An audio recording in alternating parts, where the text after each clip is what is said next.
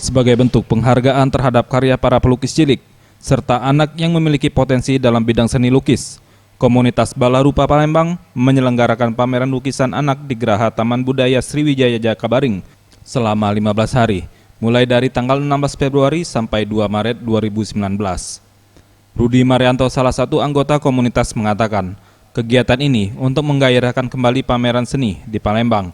Pameran ini juga untuk menghargai karya anak sekecil apapun, bagus ataupun kurang bagus, dengan memberi penghargaan dan nilai pada karya anak.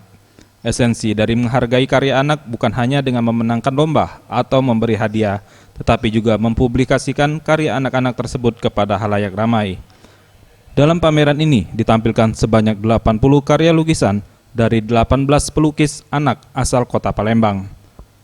Ini lukisan semua, total pelukisnya ada 18 orang, tetapi karya yang ditampung di dalam pameran ini sekitar 80 karya lebih. Jadi satu orang itu ada yang mengirimkan 4, ada yang mengirimkan 18 karya. Dari sini kan kita lihat bahwa potensi anak-anak yang ada di kota Palembang ini sangat besar sekali. Sayang loh ketika kita cuman sekedar mengadakan lomba, cuman sekedar mengadakan lomba-lomba yang ada di mall, ada di yang sering-sering terjadi di sini ya. Tapi karya-karya itu nantinya hilang begitu saja sebagai dokumentasi panitia.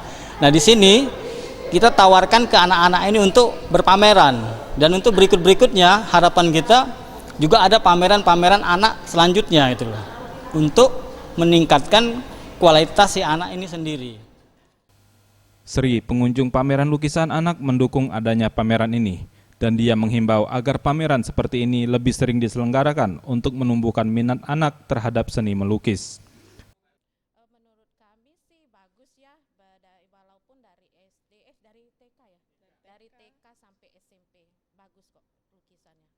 Harapannya semoga dengan karya-karya anak-anak ini memacu anak-anak yang lain untuk berekspresi ya, bereksplor melalui lukisan, mencintai lukisan ini. Tim Liputan Sriwijaya TV.